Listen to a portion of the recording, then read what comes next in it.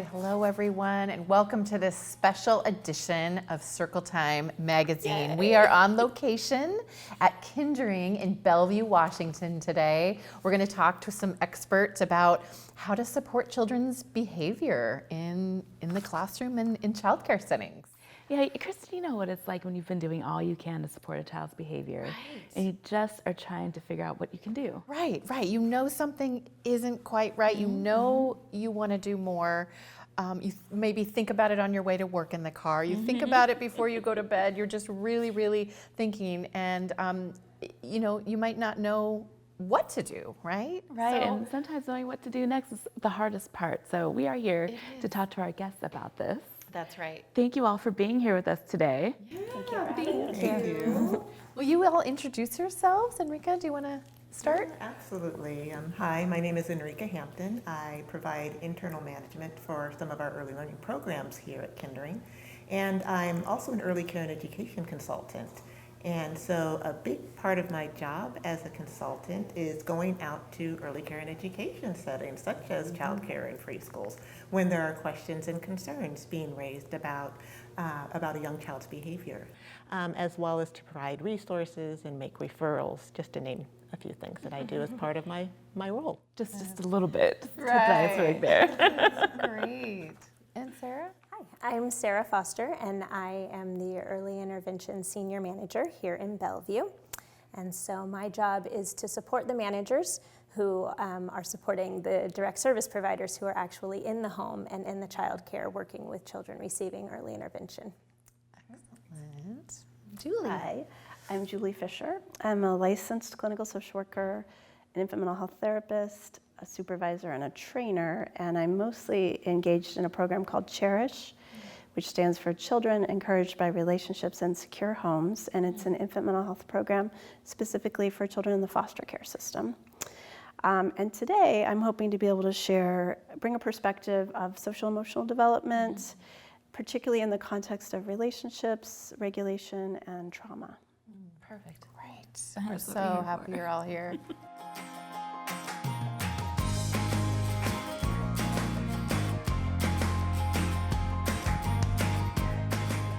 Let's just get right into thinking about, I might be concerned. I am concerned about a child in my care. What are some things that I can do first? Where do I start? I think the biggest thing is to trust your gut instincts. You know children. You are around children daily in your work, and you know when something just doesn't feel quite right. So, and when you think about behavior is observable, it's measurable, it's an action, it's something you can do. The moment you start having questions about a child's development or behavior, as I always say, grab the nearest piece of paper and a pencil or a crayon or a marker, whatever you have, and write down what you are seeing. Okay. And I stress that word seeing. So be objective. Avoid labeling what you see. So for example, Thomas is mean versus Thomas kicked Jonathan 5 times in the block area. You can sort of see the difference there. Yeah. One tool or strategy that you can use when you start to have questions about a child's behavior is sort of to do some reflection. And I always like to use a tool that kind of starts off as, when you see a behavior, think about. So see a behavior, think about development. Is it on track? Is this child meeting their developmental milestones? When you see a behavior, think about basic needs. Is this child hungry, tired? Has there been a significant life stressor like a death or divorce? When you see behavior, think about environment. Number of people in the room, interaction patterns, room arrangement. When you see a behavior, think about sensory sensitivities and self-regulation. So this might be the 4-year-old child who you're noticing just can't keep his hands and his body to himself. He's constantly touching all his friends around him. He's bumping into peers when he's in line and at circle. And all of those behaviors are impacting his social success with his friends, But the reason for those behaviors might be related to sensory sensitivities and self-regulation. It's important when you see a behavior to always think about temperament. Temperament, sort of your inborn style, personality, it influences how behavior looks and the intensity of response. Think about trauma. What is this child's history? And if you don't know, that's a great place to start asking questions to a family to learn more about that child's history, to help inform what you're doing in the classroom. Other things I think about when you're seeing a behavior, ask yourself about the child's experience. This might be the very first time this child has been in a group care setting. It's all new. It's all new. Yeah. Yeah, and so some of those behaviors might be truly related to, I'm still learning what I'm supposed to be doing in this setting. It's also really important when you're seeing a behavior to really step back and think about culture, your own culture and that of the child and the family. Our cultural values influence how we see and interpret behavior and what we might consider normal. It's also really important to reflect on and be very aware of implicit bias, our attitudes that affect our understanding, our actions, our decisions in an unconscious way. Other things you think about when you're seeing a behavior, ask yourself, how often is this happening? So frequency, how intense is this? How long are these behaviors happening? And there are simple ways to collect that information to get a clearer picture of the how often, the whens, the wheres, the time of day, et cetera, behavior is occurring. Yeah, yes, and that's where taking, writing things down and taking those notes might lead you to see, yeah, these behaviors always seem to be occurring around transitions. That can give you some good clues as to what to do next, or maybe what do I do differently to support that transition for that child. And another thing to always ask yourself when you're seeing the behaviors, is that behavior interfering? And I always like to link back to that 4-year-old in the example I gave around the sensory sensitivities, who was having a real hard time keeping his hands and his body to himself, and it was impacting his social success with his peers. That is suggesting that those behaviors are interfering in this child's success in the classroom. Some additional things that you can do when you have concerns about a child's behavior is, if you're working as a team, compare notes with your colleague. Talk to your program director if you have one. Try some new strategies based off of all your observations. Doing those types of things can really help determine the next steps and get you prepared to have that conversation with a family about the concerns that you have. How do you have these conversations with families, especially about a child's behavior? Right, that can be hard, right, to bring this kind of thing up. It is. Yeah, the conversations like this aren't easy, but they are important. Absolutely. They really are important, and these types of conversations are a part of your job. And so some things to actually think about even before you have that conversation, thinking about meeting space and location, privacy. These are private conversations. This is confidential. This is very sensitive information that you're sharing with family. So really taking a look at that and making sure that you have a space where you can hold a private conversation. Think about the time of day that works best for the family. And I always like to add, make sure you give the time to hold the discussion. I think sometimes, when you're really busy, you're thinking, okay, 5 o'clock, we're going to have this conversation, and 5:15, we're going to be done. And that's not really given time to hold the discussion. So you really need to think that through. Have your notes with you. It's okay to bring your notes. That's why you did all of that work in advance.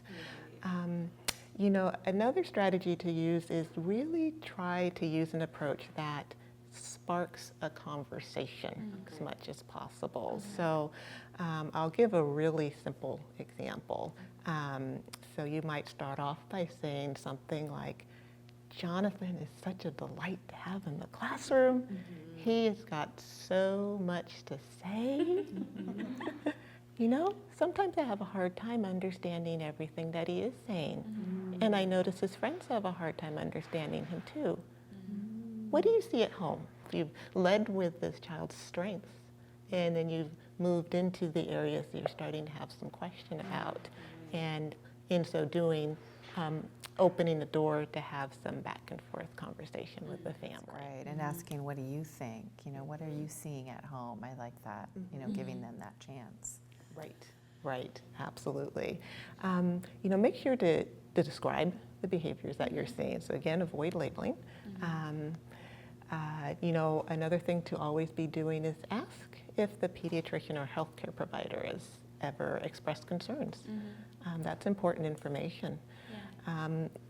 Hopefully, because you've opened that door for that back and forth conversation, you're naturally finding out what strategies have been working well at home. You're really doing that because you're approaching this as a team.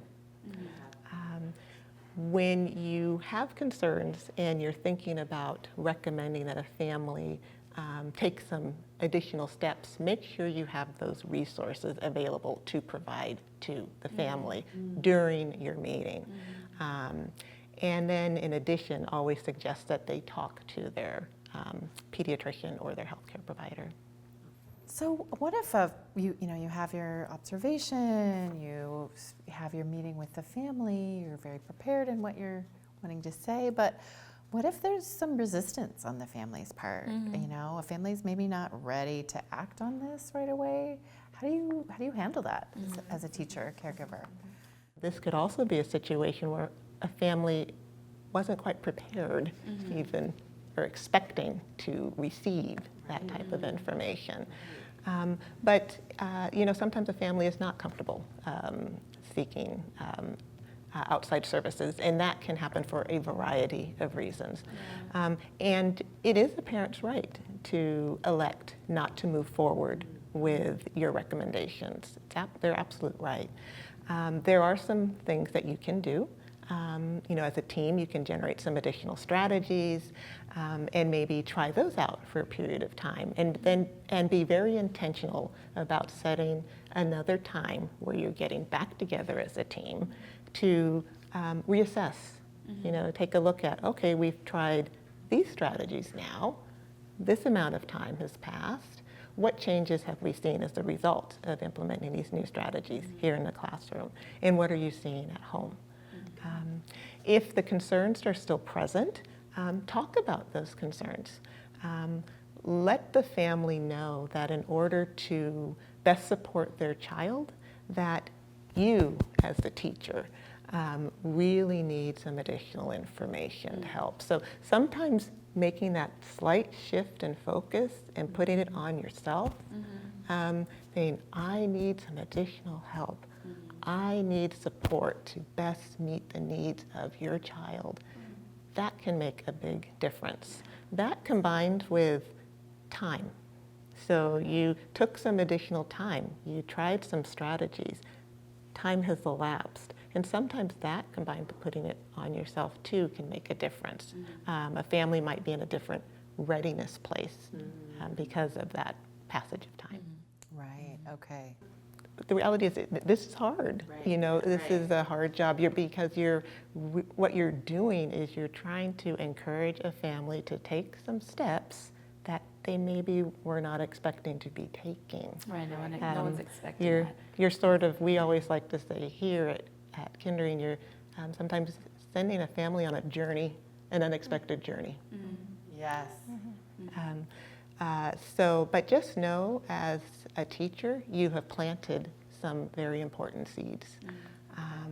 And, you know, sometimes it really takes hearing information multiple times by different people before a family is ready to take that next step.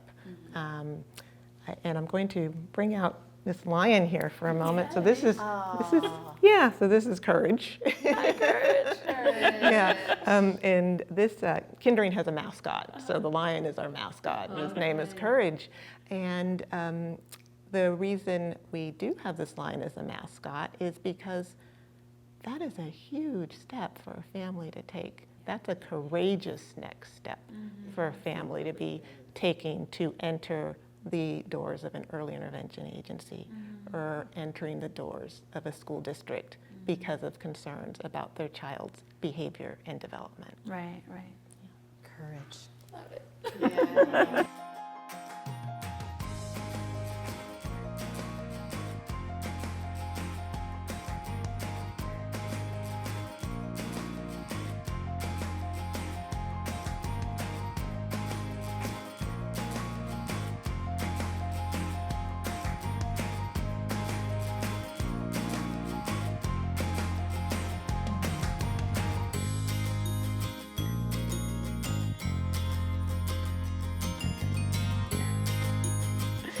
So now that you've had this conversation with the family and maybe they really are ready to consider seeking outside services, what happens then? How can you talk to families about that? Yeah, so it depends on the age of the child, obviously. There are a couple of different paths. So if the child is birth to 3, they would contact their local early intervention agency. If the child is 3 to 5, they would just give their local school, their elementary school, a call, or contact their local school district. Okay. And it's really important to remember that a family does not need a doctor's referral to contact either early intervention or the school district. Okay. They simply need to call up and say, I have concerns about my child's development or behavior, and I'd like my child evaluated to see if they qualify for services, either early intervention or school district services. Hopefully that streamlines things for families to be able to know that they can call directly. And so what the agency or the school district would do is they will complete an evaluation of the child to determine if the child is eligible for services. And these evaluations are at no cost to the family. So that is also important to keep in mind. Right, absolutely. Yeah. And eligibility is based on a developmental delay using standardized testing, or the therapists who are providing the testing can also determine that based on informed clinical opinion, the child would qualify for services. So when families will probably have questions about this whole process, right? The whole time through, right? And teachers as well, because a lot of teachers, of course, are not, in this sort of early intervention world. So, what can you tell teachers about sort of the details of this whole process? What can a teacher do?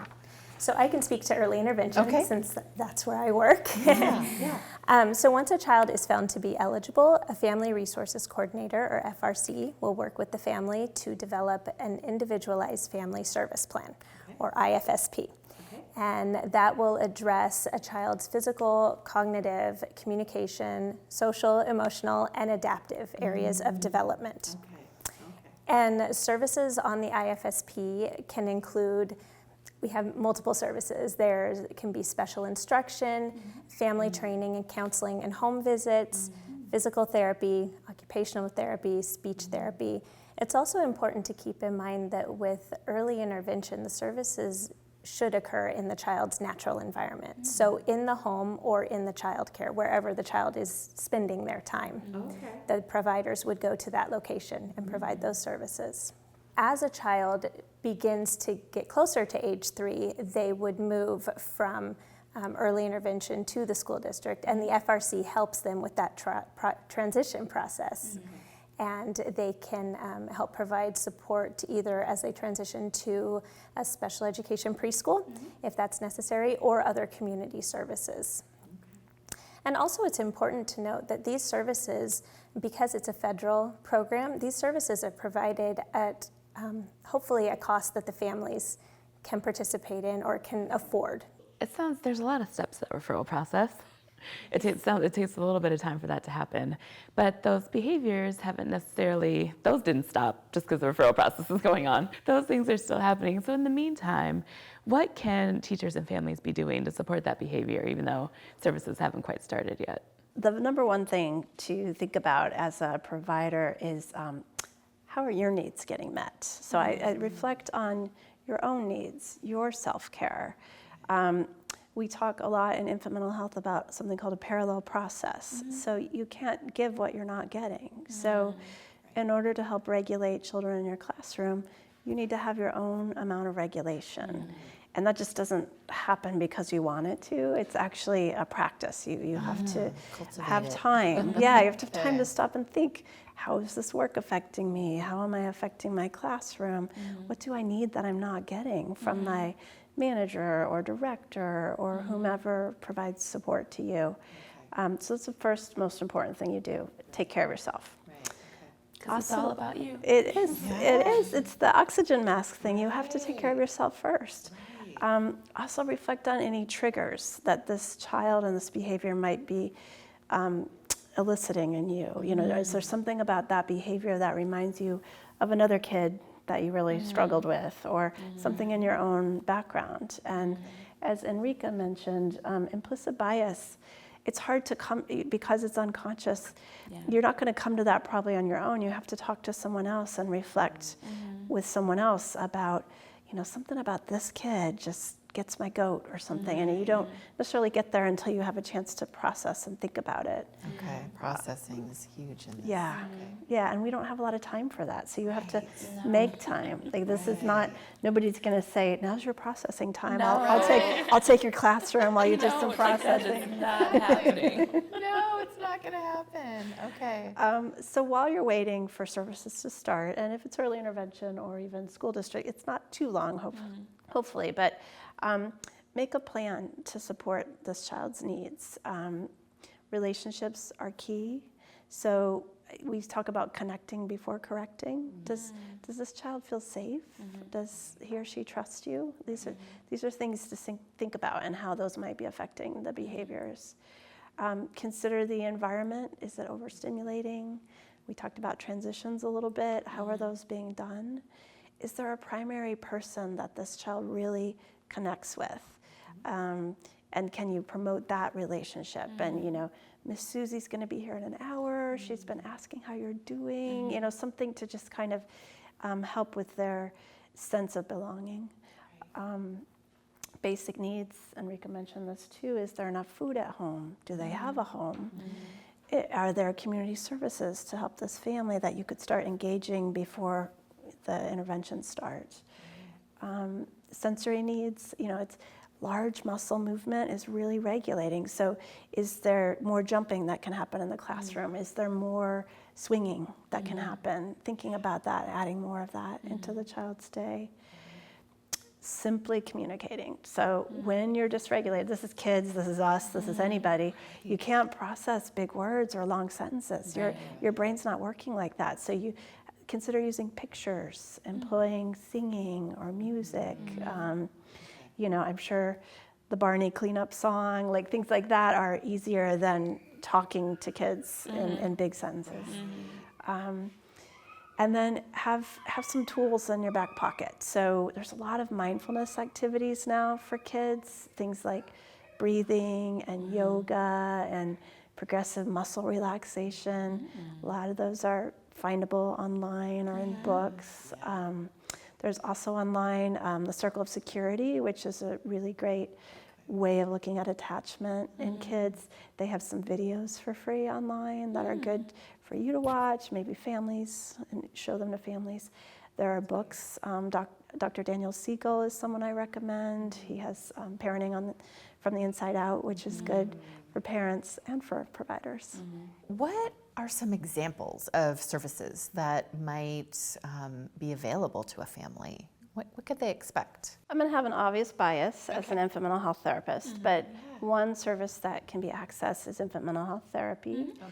When you're interviewing a therapist to see if they have that level of training, some things to listen for are child-parent psychotherapy training, promoting first relationships, circle of security, like I've mentioned, parent-child interaction therapy, which some people think of as the earbud intervention, trust-based relational intervention therapy, and that's Dr. Karen Purvis in Texas. That's something that she's associated with, and she has lots of free videos and stuff online. So if a therapist knows about some of these things I'm mentioning, that's a good sign.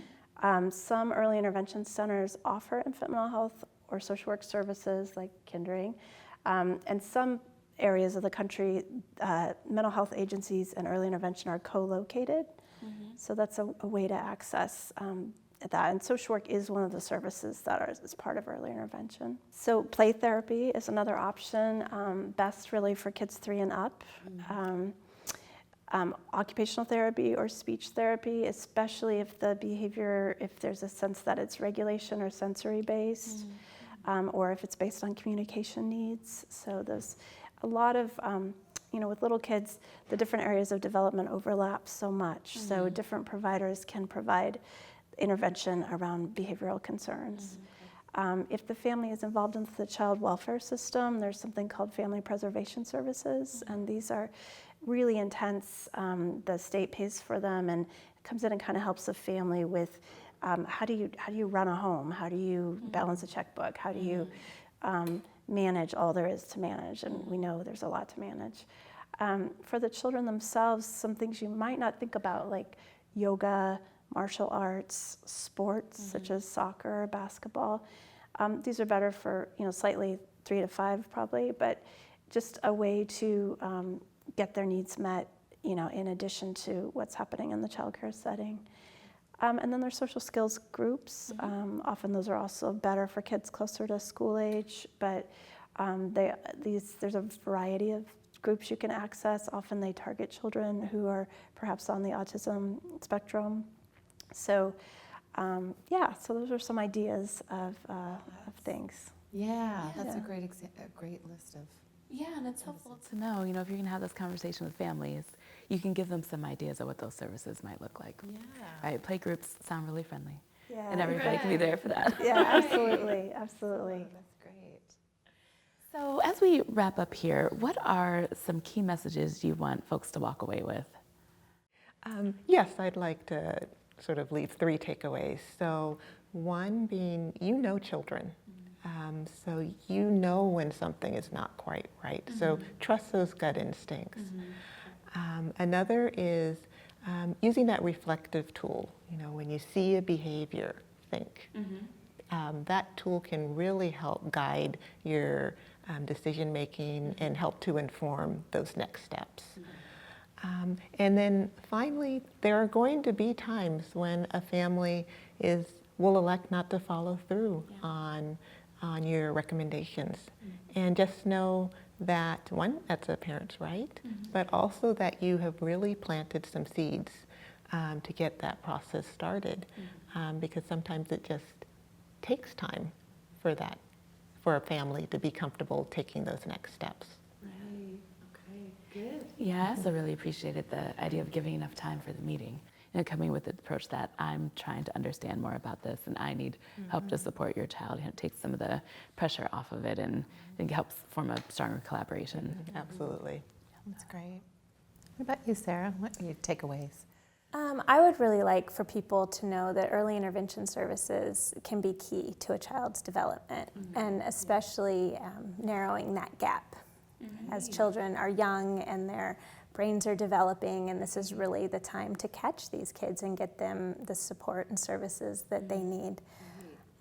Also, because early intervention is a federal program, it is open to everyone, and it should be accessible to everyone.